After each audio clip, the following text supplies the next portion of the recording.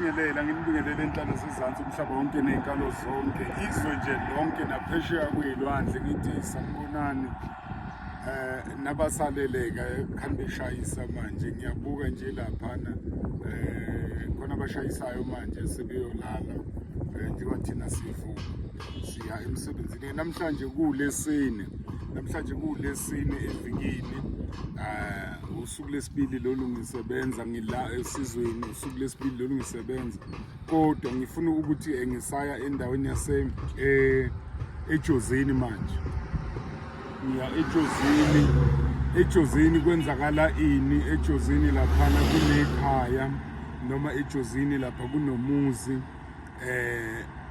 ngizoyikha nje phezulu inyanga nenyanga leya muzi kuthiwa uyasha uyasha ngiyakhona-ke namhlanje ngifike ngithele nganawo amanzi loyamlilo uyangithela ngamanzi ngithela ngamanzi mangiqeda ukuthela ngamanzi ngibathelele lamanzi wami la ukuthi babophuza wona njalo baphuze wona lamanzi ami baqede lamanzi ami lawa bawafake endishini mabegeza ngoba ivinilo khuza indlu idemejekile ngisho ngizama usho njalo indlu idemejekile ngeke ngithi noma beya kuyishawa noma beya mabethele endishini bawathele lamanzi ami lawa bageze mabepheka bawathele lamanzi ami bapheke badle mase bedlile bawaphuze lamanzi ami futhi babone ukuthi kuzokwenzakala ini ngoba lo mlilo ngifuna ukumake sure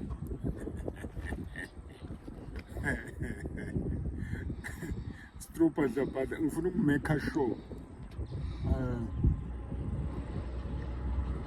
ukuthi lapha uyacima ngifuna ukucima ngokucinisisa yazi mangithi ngifuna ukucima ngokucinisisa kanjani ngifuna ukucima ngokucinisisa endaweni yaseJozini ngikhona bese ngithi ngomhla ka-5 and 6 yes kusaqhubeka nje bade ngishilo kusenza konke ngisenespecial lapho ngomgqibelo ngizobe ngisika ikhekhe la ngiyi-5 la khona ngizobe ngizalwa khona bese kuthi ngesono bese ngikhupha-ke kwasani eyikhubalo esendumbeni yami nginikezana ngayo ngiphinde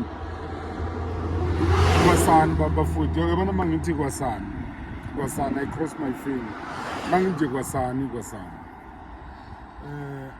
isiZulu kasitoliko ngiyasaba ukuthi ngigeqa amagula la ukuthi ngibe ngikhipha ini ngiyabonga kubona bonke sebebhalisile bathi bayeza ngiyabonga kubona bonke esebethe ngaleli langa bazobe khona nami futhi sengenze konke ekuthini ngilindile ngiyabonga-ke nakwabanye nje odokotela ama-colleagues wami ngiyabonga my colleagues ngiyabonga sengizwile sengitholile nokuthi nami out of 10 i-8 ijabulile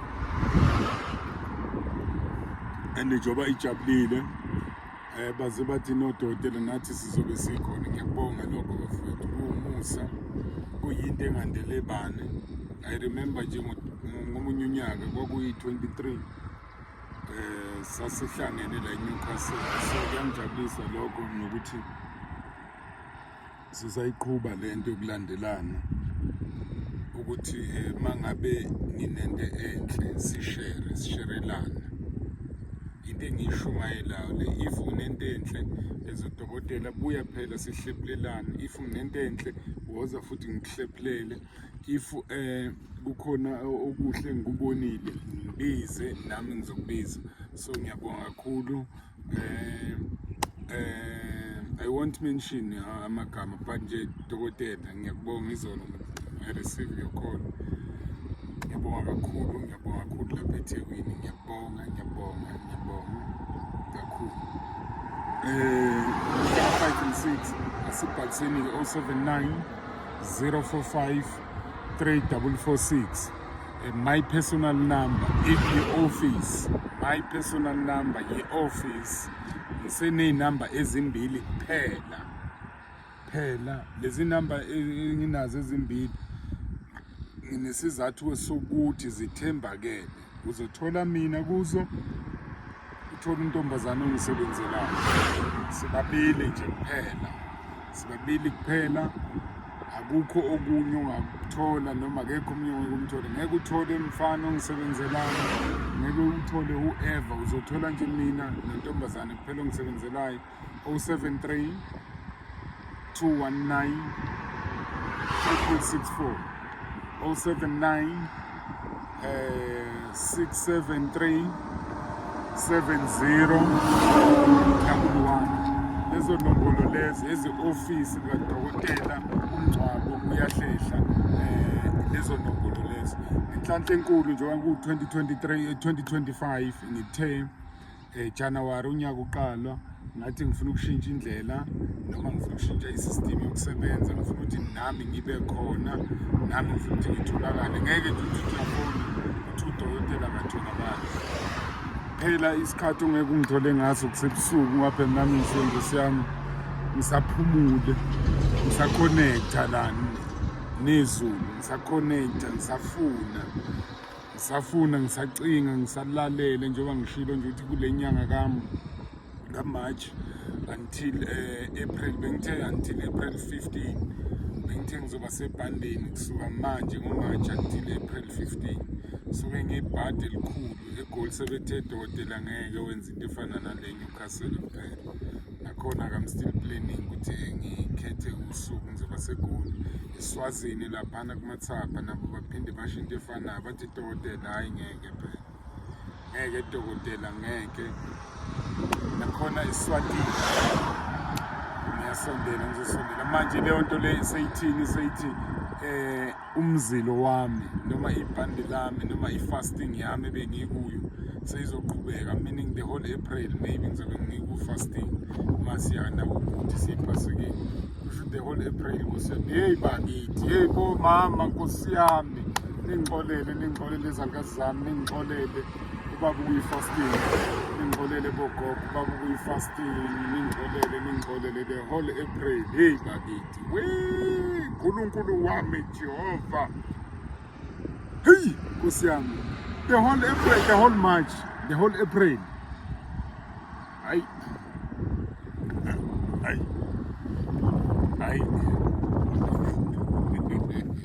kodwa bomama ubaba ukuyi-fasting, ningixolele izalukazi zami, ningixolele kakhulu, ngenzela isizwe nami hayi ukuthi ngiyi-fasting ngoba ngithanda noma ngijabula, kodwa ukwenzela isizwe nokubuka futhi ukuthi abantu, akekho umuntu ozala kwaDlamini ngoba ezovakala, akekho umuntu obhajetha imali ukuthi ezela kwaDlamini just for fun, just for ukuthi uzopha nje udokotela, akekho noyedwa. Whoever ozala ekhaya, whatever amount osuke uyiphethe uthi uzoyibeka la kumina, hayi mawuqeda nje ukukhulu nami ngibiza ibutho leli ngikhulume nalo, hlale nalo phansi ngithi hayi baba futhi, hayi nansi indaba, nansi imali phela, nansi imali ibuya lena nalena. Umuntu wakhona kade ekhala nyembezi uthi ukudla akasakwazi, umuntu wakhona kade ekhala nyembezi uthi bank balance yakhe ayimjabulisi, umuntu kade ekhala nyembezi uthi bank ikhadi lakhe alikho ukudla, umuntu kade ekhala nyembezi ethi imoto yakhe iyakweleta ingadliwa noma kuningi, umuntu kade ekhala nyembezi ethi ngisho iy'ngane esikoleni ayikabhadali, umuntu kade ekhala inyembezi ethi ubishile ey'kweletini. Ngithandaze nami ngisale ngisho after wena usuphumile la ekhaya. Uyabona ukuthi indaba yakho ijula kanjani? Wena nje ungabuka nje ungena uthi Dlamini nayi i-consultation fee yakho. Okay baBdlamini, hayi ngiyabonga-ke baBdlamini, umuthi awubonge sesofonelana immediately nje uphume. Nami ngisala ngibheka phansi ngithi hey bafowethu, namlani phela nakhiya uNkulunkulu anibusise, uNkulunkulu anenzele konke okuhle, uthando kuphela. Ngimthanda njengemali, ngithanda ukufa, nginifisela nje ubuhle kodwa. Sengigcina bafowethu, sengigcina kule nyanga kaMarch sihlaselwe isifo esibi la eSouth Africa noma la ezweni. Ngiyabuka nje laphana eRichards Bay siwelwe ibhasi, kwavela umkhulu umonakalo. Nkosi yami, emndenini yonke, hawu Nkosi yami, ngithi ayiphephise emndenini kuyo yonke, nakubaholi bebandla lasepostoli ngokunjalo nakhona ngithi baholi phephisana. uNkulunkulu uyazi ukuthi why kwenzeka ngale ndlela okwenzeka ngayo. Ngiphinde ngithi laphana endaweni yaseGauteng, kuyona yonke imindeni eyehlelwe ilesi sehlo. Ngibuka-ke nalento yokuthi why abathandi wethu bethatheka ngale ndlela. eRichards Bay kube yibhasi, eGoli kwaba yibhasi. Angazi. Ngiyayibuka lento ukuthi khona la ekufuneka khona ukuthi ukubani kuthiwa belapha. Babuka njengoba ngibuka ukubani kuthiwa ngempela bayasukuma, basukume ngendlela zonke zokuthi kodwa Nkosi, noma emsameni yethu bogogo nomkhulu konakele kuphi, sahamba abantu bahamba ngobuningi obungaka, ngoba kukhona la kukhona okukhona kule mndeni-ke yonke. Ngizwile nje laphana endaweni yaseGoli ukuthi imizimba yonke seyi-identifayiwe, kusashiyeke umzimba owodwa emakhazeni. Nkosi yami, ngiyacela, ngiyawuthandazisa loyo mzimba, ngiyawukhulekela, ngiyawucelela nakubafowethu ukuthi sengathi umndeni wakhona ungavela. Nkosi yami, sengathi umndeni wakhona ungavela nawo ukwazi ukuthi usebenzeni, futhi esebeyitholile imindeni yabo bafihle kahle. Nkosi yami, bafihle kahle, ningabuki kakade. Akwesithatheni sithi indalo kaNkulunkulu. Lokhu engikushoyo nje mina ukuthi thina ezabodokotela, ngifisa ukuthi uma ngisho njalo awukuthi uma umelaphi ngena ngisho endumbeni yakho, uyeke konke, ungene endumbeni yakho ujule uthi bogogo nani bomkhulu, nani mathonga, nani nonke inyanyazezwe, konakele kuphi. Naku abantu behamba left and right and center, kabuhlungu kangaka noma ngenamba enkulu kangaka. Asisho ukuthi ukufa kodwa mase sihamba sonke kabuhlungu kanje, kuyaphazamisa udokotela nibusise, niphile phela nonke enhla nasezansi. Ngithanda ukufa, ngiyatholakala manje efoni, ngiyatholakala, niphile nje. Ngiyabonga kakhulu. Bye. Ungakavali bafowethu nina engisebenza nani, as usual. Ngifuna ukuxolisa laphana endaweni eGoli eSoweto. It's been 3 weeks if I'm not mistaken, or 2 weeks. If it's not 2 weeks, it's 3 weeks. Ngingatholakali. Ngiyaxolisa lokho kunina. I respect you ngale ndlela lethi uSathane bengiphazanyiswa ukuthi ngibhizi ngama-preparations ukuthi ngo-April lokhu engikukhulumile kwenzeke njengoba ngishilo. Iyo nje into engiyokhuzayo. Bengithi sengihlelile ngixoxa kakhulu, bengithe nje kule weekend lesisuka, kuleli viki lesisuka kulo ngizobe ngikhona lapha, ngizange ngibe khona ngokuthi khona kade ngikuhlanganisa okungithathisa okungihesha phezulu. Kwathi idokotela buya uze ngapha, kade ngilapha endaweni yaseGarankuwa. Kunodokotela laphana, medical doctor, kade emhlabeni watholakala endlini esishonile, watholakala ukuthi udutshuliwe. Ngaphazanyiswe yilokho kade incwatshwa ngeTuesday. Ngixolisa kunina nonke kade ngithe sizomithana nani eGoli, angibange ngisakwazi ukuthi ngibe nani. Ngiyaxolisa kakhulu, ningixolele. Let's hope nizongixolela phela, hayi phela hawu ukungixolela nje, please, I'm begging you. Hayi phela,